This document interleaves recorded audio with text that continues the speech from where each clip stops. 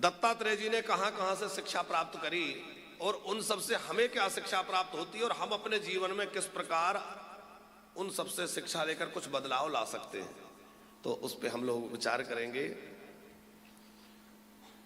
थोड़ा सा कम कर देना। यदु राजा जो हैं वो दत्तात्रेय जी के पास गए और दत्तात्रेय जी को बड़े मस्ती में पड़े हुए देखा तो मन में विचार करने लगे कि हम तो राजा हैं, हमारे पास राज्य, कोष, सेना, सुरक्षा सब कुछ है, उसके बावजूद भी आए दिन कुछ ना कुछ समस्या बनी रहती, हम प्रसन्न नहीं रह पाते। और एक ये महात्मा है जो इतनी मौज में पड़े, ना इनके रहने के लिए कोई कुटिया है, ना मकान है, ना घर है, ना भोजन का ठिकाना है, ना कपड़े का ठिकाना है, बड़े मौज में भाई। तो पूछा कि आपकी इस मस्ती का कारण क्या है, आपको ये मौज, ये मस्ती कैसे मिल रही है, इसके पीछे का कारण क्या है। दत्तात्रेय जी ने कहा, देखो राजन, मैंने कई जगह से शिक्षा ली है और ये जाना है कि जीवन में सुखी कैसे हुआ जा सकता है। और देखो, हम लोग शिक्षा लेना चाहें तो हर जगह से शिक्षा मिल सकती है, और जिसको शिक्षा नहीं लेना तो उसके लिए ब्रह्मा जी जैसे गुरु जी भी मिल जाएं तो अभी उसको कुछ नहीं कर सकते। जो गुरु मिले ब्रंच सम, मूर्ख हृदय ना चेत, क्योंकि उसको किसी की सुनना ही नहीं है। तो दत्तात्रेय जी कहते हैं मैंने कई जगह से शिक्षा ली है। अच्छा, पहले तो ये देखिए कि कई लोगों के मन में एक शंका होती है कि दत्तात्रेय जी ने 24 गुरु बनाए, गुरु तो एक ही होता है, तो इतने गुरु क्यों बनाए और कैसे बनाए। तो पहले इस बात को समझ लीजिए, मनुष्य के जीवन में कई गुरु हो सकते हैं, जिसमें से 3 प्रमुख हैं। बहुत ध्यान से सुनिएगा। पहले है कुल गुरु, जो हमारी कुल परंपरा में हमारे घर के सब संस्कार आदि संपन्न कराते हैं, वो हमारे कुल गुरु है, कुल पुरोहित बीजने कहते हैं, जिन्होंने नामकरण किया, जात कर्म संस्कार कराया, चूड़ाकरण कराया, विद्यारंभ कराया, फिर विवाह संस्कार, यज्ञोपवीत संस्कार कराया, तो वो हमारे कौन है, कुल गुरु। दूसरे हैं शिक्षा गुरु, जहां से हमें शिक्षा मिली। शिक्षा गुरु अनेक हो सकते हैं, जहां जहां से हमें कुछ सीखने को मिला वो सब शिक्षा गुरु हैं। तो एक कुल गुरु, एक शिक्षा गुरु, और तीसरे हैं सदगुरु। सदगुरु कौन है, बोले जो हमारी बाह पकड़ के भगवान से जोड़ दे, भगवान के हाथों में दे दे कि भैया अब इस जीव को आप संभाल लो। तो जो हमें भगवान के चरणों में समर्पित करके भक्ति में लगा दे, भगवान से जोड़ दे, वो है सदगुरु।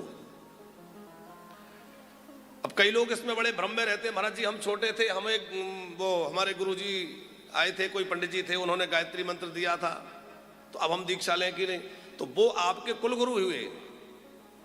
फिर शिक्षा लेने के लिए आप गए, वहां शिक्षा हुई तो वो शिक्षा गुरु हुए, और फिर सदगुरु दीक्षा होनी चाहिए। ये 3 प्रकार से। हमारे राम जी के भी 3 गुरु हैं विशेष रूप से। श्री वशिष्ठ जी महाराज कुल गुरु हैं। वशिष्ठ जी ने जात कर्म से लेकर सब संस्कार भी करवाए और विद्याध्ययन भी कराया है। गुरु ग्रह गए, पलंद्र गुराई, अल्पकाल विद्या सब आई, तो विद्याएं भी दी हैं, पर वो कुल गुरु हैं, कुल पुरोहित। श्री विश्वामित्र जी महाराज राम जी के शिक्षा गुरु हैं। किताब मुनि ताब ऋषि निज नाथ ही जिय चीन्ही, और विद्या निधि कहा विद्या दीनी, विद्या निधि कहा विद्या दीनी। थोड़ा सा हारमोनियम की आवाज खोलना हुआ। ताव ऋषि निज नाथ ही जिय चेनी, विद्या निधि का विद्या दे। विद्या निधि को विद्या प्रदान की किसने, विश्वामित्र जी ने। तो विश्वामित्र जी कौन हुए, शिक्षा गुरु। और सदगुरु कौन है, तो जब वन मार्ग में थे तो अगस्त ऋषि मिले और अगस्त ऋषि से कुछ विद्याएं प्राप्त करी तो वो उनके सदगुरु। अब राम जी तो राम जी हैं, पर उन्होंने लीला करके हम सबको दिखाया है कि भैया इस प्रकार से हमें गुरु आश्रय लेना चाहिए। तो शिक्षा गुरु अनेक हो सकते हैं, उन शिक्षा गुरुओं में ही दत्तात्रेय जी के जो 24 गुरु हैं वो शिक्षा गुरु ही हैं। कौन कौन है? पृथ्वी वायुराकाश आपो अग्निश्चंद्रमा रवि कपोतो अजगरा सिंधो पतंगो मधुकृत गजा मधुहा हरिणो मीना पिंगला कुर्रोर्भका कुमारी सुकृत सर्प पूर्णनाभि सुपे शुक्रता। श्री दत्तात्रेय जी कह रहे हैं पहला गुरु मैंने बनाया पृथ्वी को।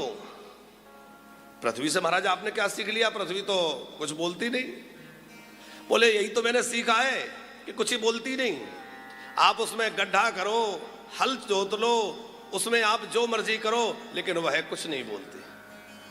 कितनी सहनशील है कि किसान उस पर हल चलाता है तो उसको चीर देता है, लेकिन बदले में वो क्या देती है? अनाज उत्पन्न करके देती है। वो ये नहीं सोचती कि इसने तो मेरे को चीर दिया, बदले में अनाज पैदा करके देती है। उसी प्रकार व्यक्ति को होना चाहिए। कोई हमारे साथ चाहे जैसा व्यवहार करे, पर हमें उसके साथ अच्छा ही व्यवहार करना चाहिए। सबके साथ परोपकार की भावना रखनी चाहिए। क्षमा का गुण मैंने पृथ्वी से सीखा। पृथ्वी का मूल गुण है क्षमा। पृथ्वी का एक नाम ही है क्षमा। तो क्षमाशीलता। हम लोग पैर रखते हैं पृथ्वी पर, मलमूत्र त्याग करते हैं, थूक देते, सब करते हैं कि नहीं? लेकिन पृथ्वी सबको धारण करती है, सबका पोषण करती है।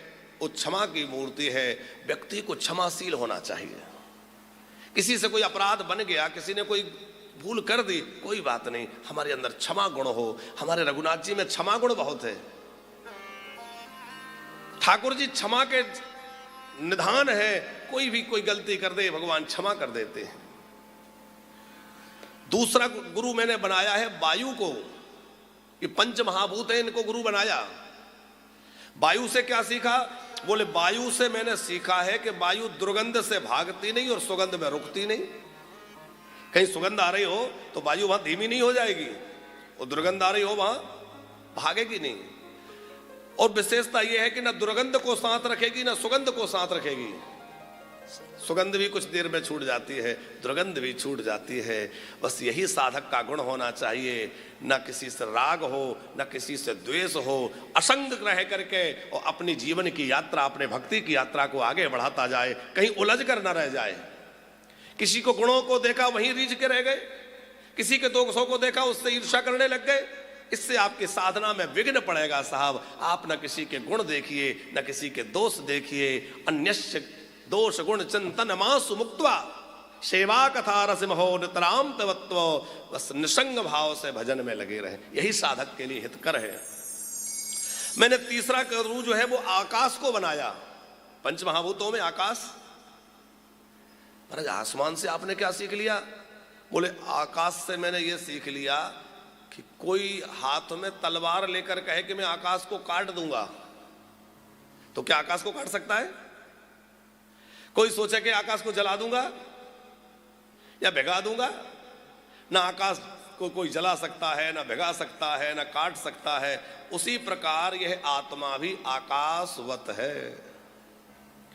इस आत्मा को ना कोई जला सकता, ना कोई काट सकता, ना कोई इसके साथ कुछ कर, जलाना काटना कुछ भी संभव नहीं है।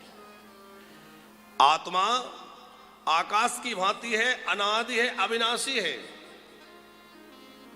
जिसको ये आत्मा का स्वरूप समझ में आ गया, वह अनात्म वस्तुओं से अपने आप मन हटने लग जाएगा।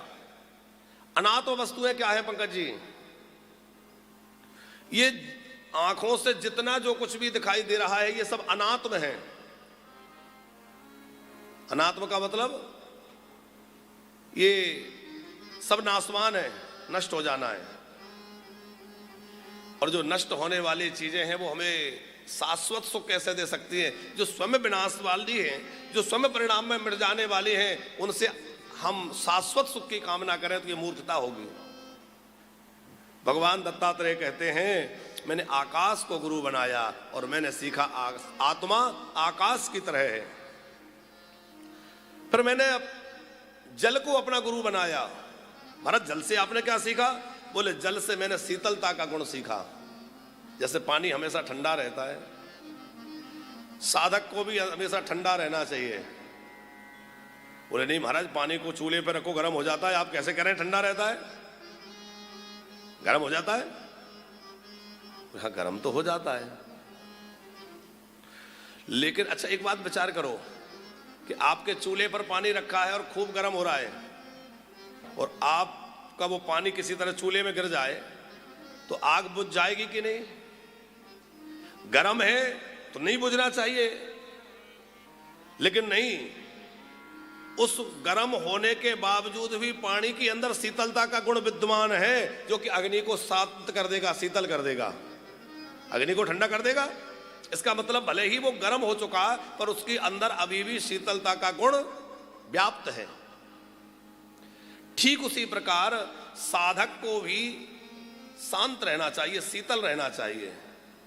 क्रोध तो करे पर क्रोध अंदर से न करे, क्रोध का अभिनय करे। लक्ष्मण जी ने क्रोध किया जनक जी के यहां। जनक जी ने कहा कि हमने समझ लिया पृथ्वी वीरों से खाली है, तो लक्ष्मण जी को रोष आ गया। तो बोले वचन रोष जन उठाने। आप गोस्वामी जी के शब्दों पे ध्यान दीजिए। तुलसीदास जी ने क्या कहा? लक्ष्मण जी ऐसे बोल रहे हैं जैसे क्रोध में बोल रहे हो, मानी क्रोध में नहीं बोल रहे, जैसे क्रोध में बोल रहे हो। बात समझ में आ रही? व्यक्ति बाहर से भले ही थोड़ा सा कभी कभी समाज को व्यवस्थित करने के लिए, व्यवस्थाओं को व्यवस्थित करने के लिए कभी कभी करना पड़ता है, पर नहीं, अंदर से शीतल रहे, शांत रहे। क्योंकि उसके अंदर की शांति भंग होगी तो उसका भजन बिगड़ेगा, और भजन यदि करना है तो हृदय को शांत रखना पड़ेगा, मन में शांति बनी रहे। पानी को आप चाहे जितना गर्म कर दीजिए, थोड़ी देर बाद जैसे चूल्हे से उतारेंगे ठंडा हो जाएगा। वैसे ही क्षण भर के लिए कोई रोष आ भी जाए तो तुरंत थोड़ी देर बाद शांत हो जाए। तो शांत रहे, ये स्वभाव साधक का होना चाहिए। राम जी ने समुद्र पर रोष किया तो रोष नहीं किया, पर राम जी इस प्रकार से वचन बोले कि ऐसा लग रहा है कि राम जी रोष में बोल रहे हों। पर समुद्र पर राम जी को क्रोध नहीं आया। राम जी तो हमेशा शांत रहते। शांतम शाश्वतमेय प्रविघ्नं निर्वाण शांति प्रदम। क्रोध नहीं किया। हमको ऐसा लगता है, क्योंकि सबकी सच्चाई ऐसी होती तो फिर सब अच्छा ही कर रहे हैं, तो फिर बुरा किसने किया? पंकज जी बात समझ में आ रही है? सबको यही लग रहा है हमने सबके साथ अच्छा किया, हमारे साथ बुरा हुआ।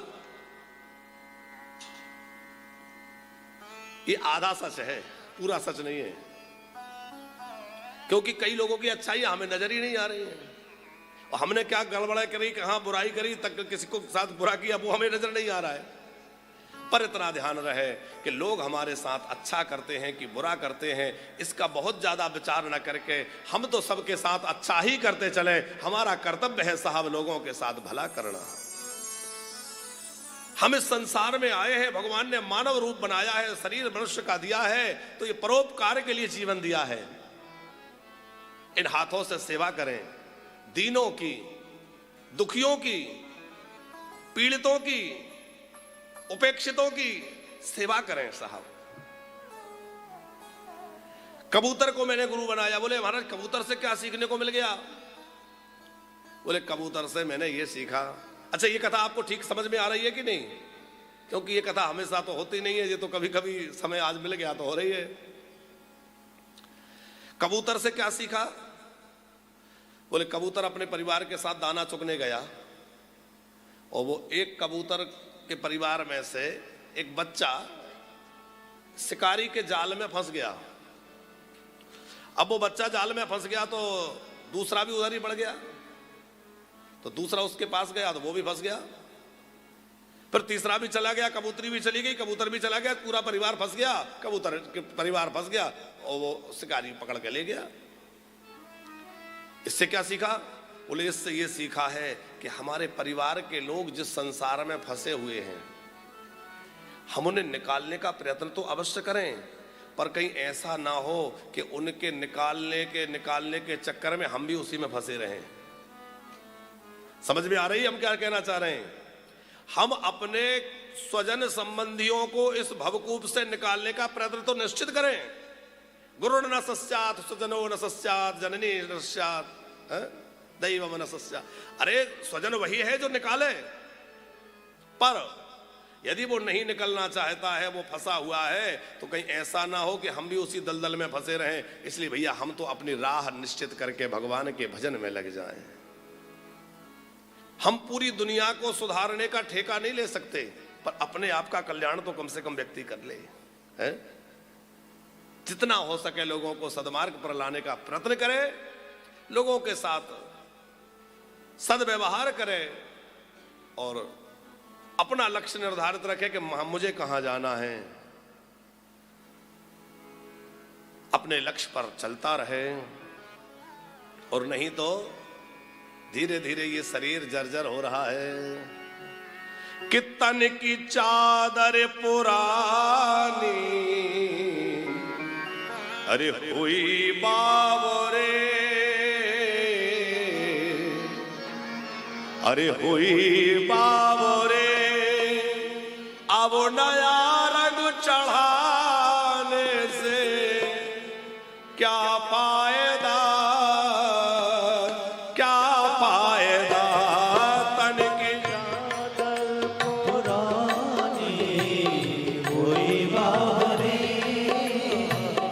हुई बावरे, अब नया रंग चढ़ाने से क्या फायदा, क्या फायदा। ओ तन की चादर पुरानी हुई बाबरे, हाँ हुई बाबरे, अब नया रंग चढ़ाने से क्या फायदा, क्या फायदा। चादर पुरानी हुई बावरे, हुई बावरे, अब नया रंग चढ़ाने से क्या फायदा, क्या फायदा। हाँ, क्या फायदा, क्या फायदा। क्या फायदा, क्या फायदा।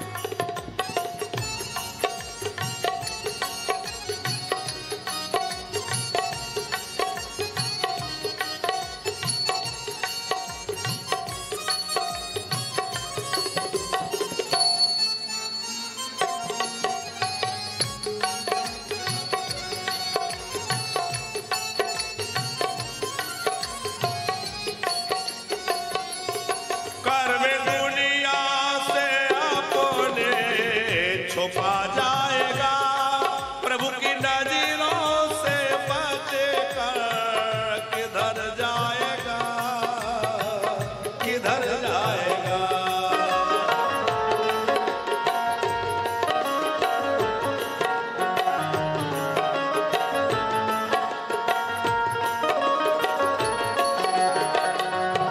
कर में दुनिया से अपने छुपा जाएगा, प्रभु की नजरों से बच कर किधर जाएगा, किधर जाएगा। कर्म जैसा किया वैसा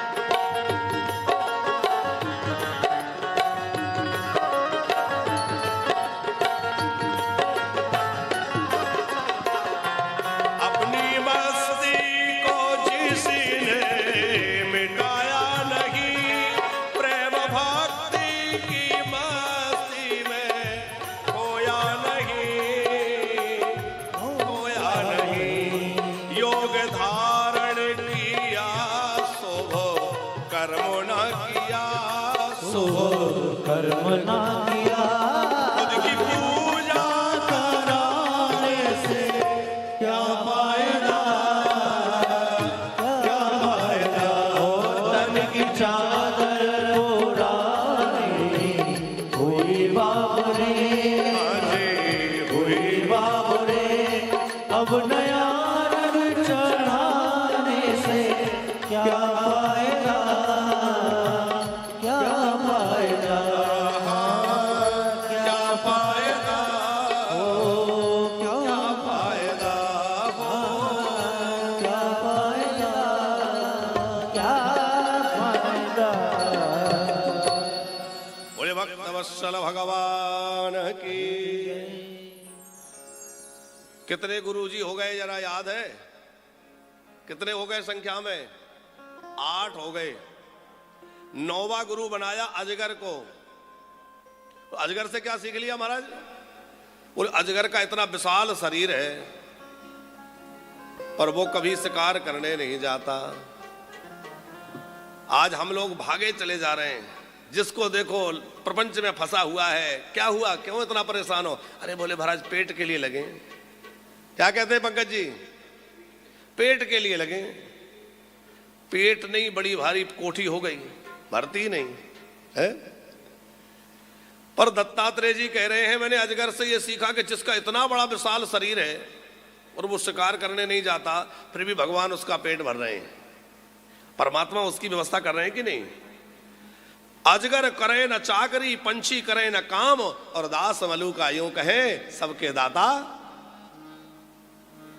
अब इसका मतलब निष्क्रिय हो जाने का नहीं है। मॉनिटर से कम करना हारमोनियम। इसका मतलब ये नहीं है कि व्यक्ति जो है काम ना करे, अकर्मण्य हो जाए ना, अपना कर्म करे। लेकिन कर्म करने के साथ साथ इस बात पर विचार करे कि भैया कर्म करना मेरा काम है और फल देना उसका काम है। मैं अपना कर्तव्य करता चलूं, परमात्मा को जो देना है वो मिलेगा, मिलकर रहेगा। भरोसा दृढ़। पर बहुत ज्यादा भाग दौड़ नहीं कि बस हम तो भागे जा रहे हैं, भागे जा रहे हैं। भगवान चींटी से लेकर के ब्रह्मा पर्यंत सबका पोषण करते हैं कि नहीं? अरे भगवान ने जन्म दिया है तो भोजन भी देगा साहब। क्यों इतना भागना, क्यों इतना परेशान होना? अजगर से मैंने ये शिक्षा ग्रहण करी कि जो प्रारब्ध अनुसार मिल जाए उसी में संतुष्ट रह के प्रसन्न रहना चाहिए साहब। आनंद मुझाए, वो भक्त है। समुद्र से मैंने कुछ शिक्षा ली। समुद्र से क्या सीखा? बोले समुद्र से ये सीखा कि कितनी भी जोर से वर्षा हो जाए, समुद्र में कभी बाढ़ नहीं आती, झलकता नहीं है। और चाहे जितनी भीषण गर्मी पड़ती रहे, समुद्र कभी सूखता नहीं है, कम नहीं होता। कितने भी जीवन में खुशियां आ जाए, ज्यादा फूलो मत, और चाहे जितने दुख जीवन में आ जाए, ज्यादा रो मत। समझ में आ रही बात? खूब जीवन में अनुकूलता आ गई, बहुत ज्यादा झूमो मत। एक संत थे, वो ये कहते थे ये भी गुजर जाएगा। कोई भी उनके पास जाए, कोई भी बात करे, बस वो यही कहते थे ये भी गुजर जाएगा, ये भी गुजर जाएगा। और यही याद रखें साहब, आज दुख का समय है, यह भी गुजर जाएगा। सुख का क्षण आया है, वह भी गुजर जाएगा। ये सब आना जाना लगा रहेगा। बस हमारा ध्यान अपने लक्ष्य की ओर रहे और बढ़ते रहें, बढ़ते रहें। चरे बेती, चरे बेती, यही जीवन है।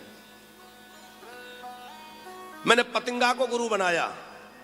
5 विषयों के लिए 5 गुरु यहां दत्तात्रेय जी कह रहे हैं। पहले 5 महाभूतों को कहा, अब 5 विषय। पंकज जी, रूप, रस, गंध, शब्द, स्पर्श, 5 विषय हैं।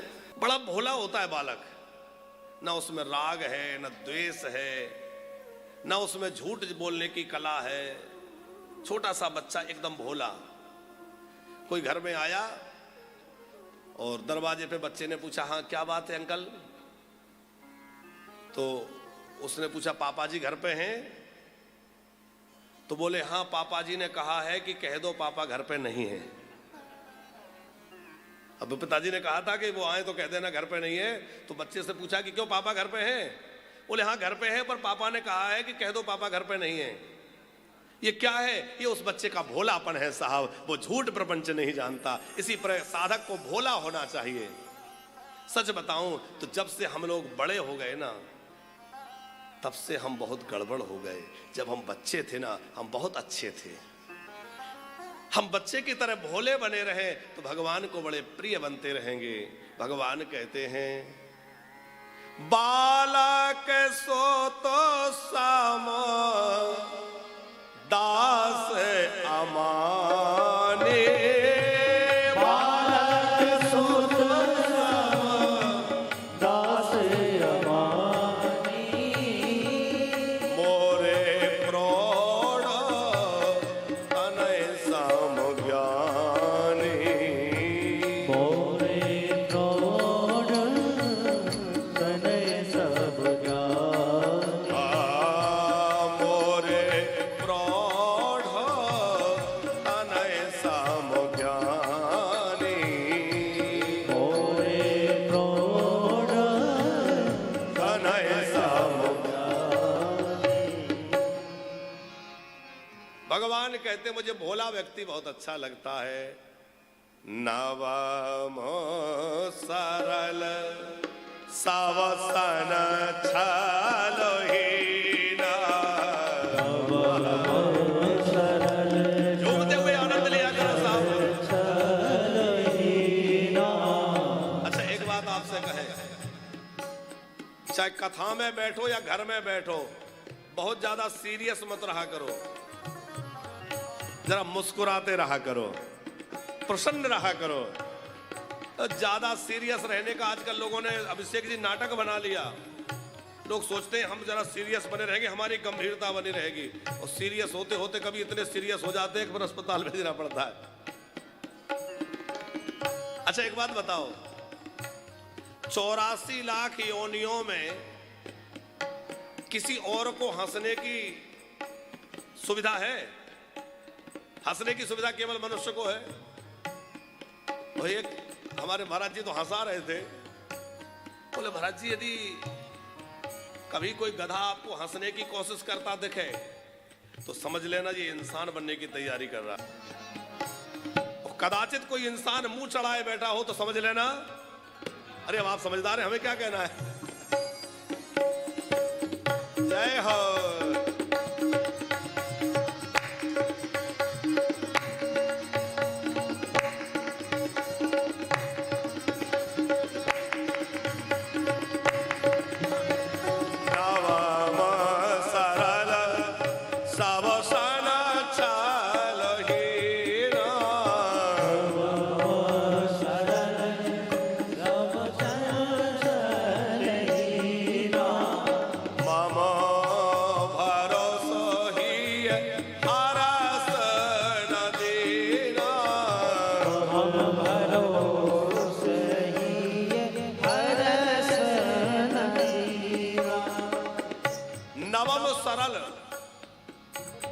नौवीं भक्ति सरल हो जाओ, उस बच्चे की तरह भोलापन, सरल। हम लोगों में प्रपंच बहुत है, कपट बहुत है, चालाकी बहुत है, होशियारी बहुत है। ये होशियारी चली जाए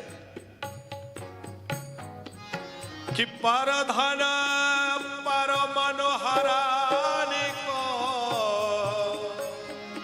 वैश्या बड़े प्रवीण, और तुलसी सोई चतुरता, राम चरण लवली।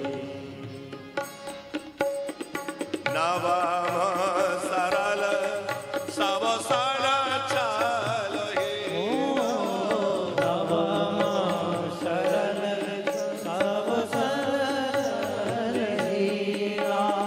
मम भरोसो हिये हरस दीना, हम भरोस हिये हरस। पत्नी परिवार उनका देख करके संतुलन ठीक हो जाएगा। आप मुस्कुराते हुए जाएंगे तो वो भी प्रसन्न हो जाएंगे। कोई डरा है, कोई सहमा है, कोई कुछ है, कोई प्रसन्न। और जब घर से निकलो तब भी मुस्कुराते निकलो, उससे क्या होगा? बोले जो पड़ोसी समझ रहे थे अब आए परेशानी में, अब ये है जब मुस्कुराते निकलोगे तो वो भी जल बैठेंगे। अरे भैया ये तो बड़े खुश है, जब देखो जब हंसते ही नजर आते हैं। हर समय मौज में रहो। एक कुंवारी कन्या को अपना गुरु बनाया, उसके हाथों में बहुत सारी चूड़ियां थीं, और जब वो धान कूटने लगी, मेहमान घर में थे तो चूड़ियों की खन खन खन खन हो रही थी। मेहमान जान जाएंगे घर में अनाज नहीं है, धान कुटी हुई चावल नहीं है। उसने सारी चूड़ियां उतार दी, दो दो रखी, फिर भी आवाज हो रही थी। एक एक चूड़ी रखी, पूरी तो कैसे उतारे, सुहाग की निशानी है, अभी अभी सगाई हुई है, दिया है। एक एक चूड़ी पहन के धान कूटने लगी, आवाज बंद हो गई। तो दत्तात्रेय जी बोले मैं उस दृश्य को देख रहा था, मैं समझ गया कि ज्यादा लोगों के बीच में रहोगे तो खटपट बनी रहेगी, और साधक को एकांत में रहना चाहिए। एकांत में रहेगा तो खटपट से बचा रहेगा। है एक निरंजन, दो सुखी, और तीन में खटपट, चार दुखी। हाँ अच्छा, कभी यात्रा करने जाओ ना, हरिद्वार जा रहे हो, बद्रीनाथ जा रहे हो, वृंदावन आ रहे हो, तो किन लोगों को साथ लेकर जा रहे हो इसका बहुत ध्यान रखो। कई बार यात्रा में ऐसे लोग साथी बन जाते हैं कि वो न खुद दर्शन ढंग से करते ना आपको करने देते हैं। चलो चलो चलो चलो चलो चलो, पंकज जी होता है ऐसा। हो सके तो कम लोगों के साथ यात्रा करो, और यदि ले जाना किसी को पड़े तो भैया ऐसा व्यक्ति जो रसिक हो, प्रेमी हो, अनुरागी हो। कहीं संतों में कथा हो रही, हम बैठ जाएं तो हमें परेशान न करे कि चलो। कहीं हमारा मन लग जाए किसी कुंज में बैठ करके भजन करने का, तो बैठे रहने दे। किसी मंदिर में दर्शन के लिए थोड़ा मन लग जाए तो करने दे। ऐसा साथी नहीं हो कि बस वो चलो चलो चलो चलो है। सर्प को मैंने गुरु बना करके निसंगता सीखी, लोहार को गुरु बना के एकाग्रता सीखी, मकड़ी को गुरु बना करके सीखा कि मकड़ी जैसे जाला बुनती है वैसे भगवान इस विश्व प्रपंच को बनाते हैं, और जैसे मकड़ी अपने में सब निकल जाती है वैसे भगवान में ही ये सब समाहित हो जाता है। एक कीड़ा होता है जिसका नाम होता है भृंगी कीट, आपने नाम सुना होगा। इस भृंगी कीट की विशेषता यह है कि इसके यहां प्रजनन नहीं होता। अब प्रजनन नहीं होता तो इसका वंश कैसे चलता है? ये दूसरे किसी कीड़े के बच्चे को उठा लाता है, अपने बिल में रख लेता है, उसके सामने बैठ करके भिन भिन भिन भिन करता रहता है। उस शब्द को सुनकर इससे भयभीत हुआ वह दूसरे कीट का बच्चा भी इसका चिंतन करते करते भृंगी बन जाता है। बोले उसी प्रकार जो भगवान के चिंतन में लगा रहता है वो भगवत स्वरूप हो जाता है, उसको भगवान की कृपा मिल जाती है। आप देखेंगे राम जी के उपासक राम जी जैसे सरल हो जाते हैं, कृष्ण के उपासक कृष्ण जैसे। तो आप जिसका चिंतन करेंगे उसके गुण धीरे धीरे आपके अंदर आने लग जाएंगे। इन 24 गुरुओं की कथा है। फिर द्वारिका में तमाम तरह के उपद्रव हो रहे थे, उत्पात प्रारंभ हो गए। कल हमने यहां तक की कथा सुनी थी कि ऋषियों का श्राप यदुवंशियों को लग गया। भगवान द्वारिकानाथ ने कहा उद्धव अब तुम प्रवास क्षेत्र में चले जाओ, और अपने प्रपौत्र वज्रनाभ को कहा कि तुम अपनी इन दादी माताओं को लेकर के और मथुरा मंडल में चले जाओ। तो श्री वज्रनाभ जी जो है अपनी दादी माताओं को लेकर के और वहां से द्वारिका से मथुरा आ गए, और वज्रनाभ जी ने आकर के मथुरा में अपना राज्य स्थापित किया। भगवान की 16,000 जो रानियां हैं वो साथ में आई हैं, और वज्रनाभ जी उनको लेकर के ब्रजमंडल में वास करने लगे हैं।